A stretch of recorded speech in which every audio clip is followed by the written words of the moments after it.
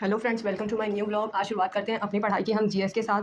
GS में आज जो फर्स्ट क्वेश्चन था वो था महाराष्ट्र से। महाराष्ट्र में एक योजना जो है लॉन्च करी गई होगी उनकी गवर्नमेंट के द्वारा, जिसका नाम है कि लड़का भाव योजना, माझा लड़का भाव योजना। और इसमें सर ने बताया कि इसमें जो स्कॉलरशिप दी जाएगी वो 12th वाले जितने बच्चों ने 12th पास करी और वो किसी भी एग्जाम की तैयारी कर रहे हैं तो उन्हें 6000 रुपये पर ईयरली, और डिप्लोमा वालों को 8000 पर ईयरली, सब कुछ ईयरली, कोई जाके ना सोचे मतलब इतना उनको मंथली मिलने वाला है। और जो भी ग्रेजुएट है उनको 10,000।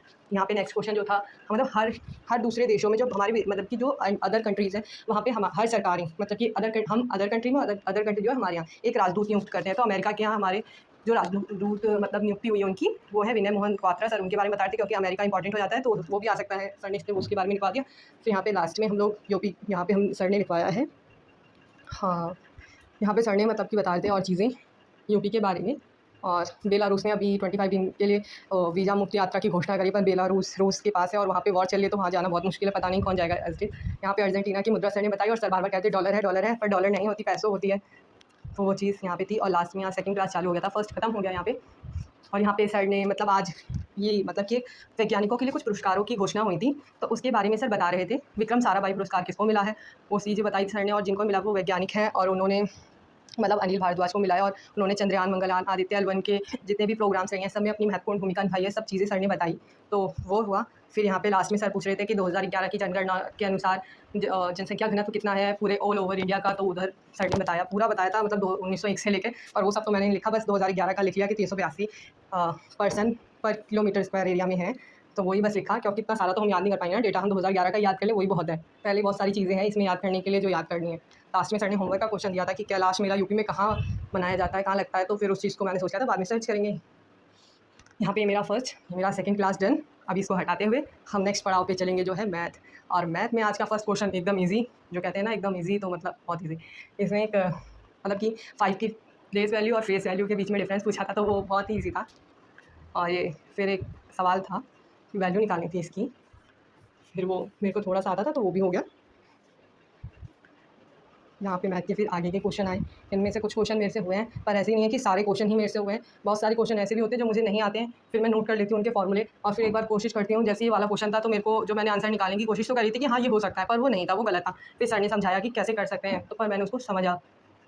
पर कई बार चीज़ें स्किप कर जाती हैं दिमाग से, तो वही चीज़ है। फिर सर ने दूसरा क्वेश्चन खुद पूछा तो मैंने उसका आंसर सही निकाल लिया था खुद।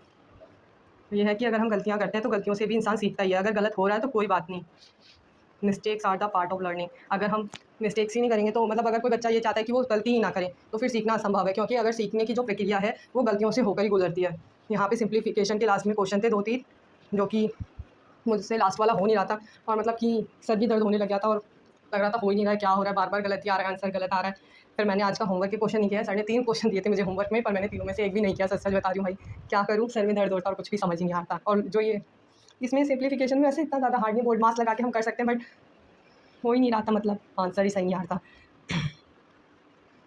फिर इसको मैंने डिलीट करा इधर और अपना सेकंड क्लास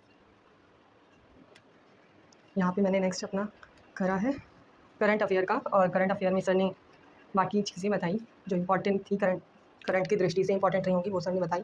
फिर लास्ट में मैंने रीजनिंग अपना करा और रीजनिंग में जो फर्स्ट क्वेश्चन था वो डिफरेंसेस के बेस पे था, 2-2 माइनस हो रहा था। उसके बाद मैंने अपना आंसर निकाला, फिर मैंने वेट किया सर का आएगा, तो वो फिर मेरा सही निकल गया। फिर मुझे खुशी हुई कि चलो कोई तो सब्जेक्ट है जिसमें इज्जत है अपन की।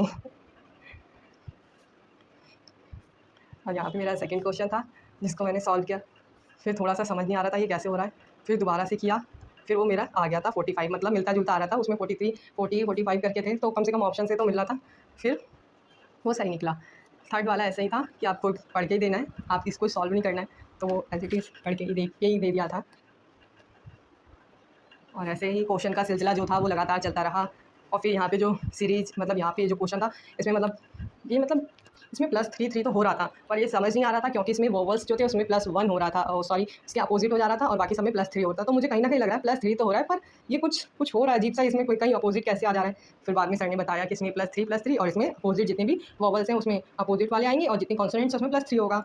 लास्ट क्वेश्चन जैसे कि हमेशा सर ने वेन डायग्राम ही रखते हैं सर, तो वो था, वो मेरा सही हो गया दोनों वेन डायग्राम का। और ये लास्ट वाला जो क्वेश्चन था वो डायरेक्शन पे था और वहाँ पे जगह प्रॉपर मिल नहीं पा रही थी, तो मैंने इसमें दोबारा से ऊपर की साइड किया इसे। और ये डायरेक्शन में भी इसमें दूरी बतानी थी कि एक से दूसरे के बीच में दूरी दिशा कौन सी होगी। फिर ये वाला क्वेश्चन मेरा हो गया था सही जो था। यहाँ पे मैंने सेकंड अपना प्रैक्टिस सेट लगाना चालू किया और सेकंड प्रैक्टिस सेट जो था उसमें पहला मेरा मतलब कि बिल्कुल ईजी कहते हैं ना, जिसमें से मतलब सोचना भी ना पड़े, तुरंत आंसर लिखो, उस टाइप का था। मेरे को ऐसा मानना है कि सारा लगता है फर्स्ट और सेकंड क्वेश्चन जो है बहुत ईजी लेके ही आते हैं ताकि बच्चे बने रहें वीडियो में। यहाँ पे मेरा काम जो था अपने अंतिम पड़ाव पे पहुंच गया है। डाइस वाला तो मेरा ये ईजी है, तो तुरंत मैं निकाल दिया था, उसका आंसर 2 था। और ये वैनारिक वाला भी आसान था और ये सेकंड वाला वैनारिक मैंने यहाँ बनाया है। यहाँ पे मुझे दोनों लगा नहीं। उसके बाद ये 20 क्वेश्चन जो था वो आ गया लास्ट क्वेश्चन।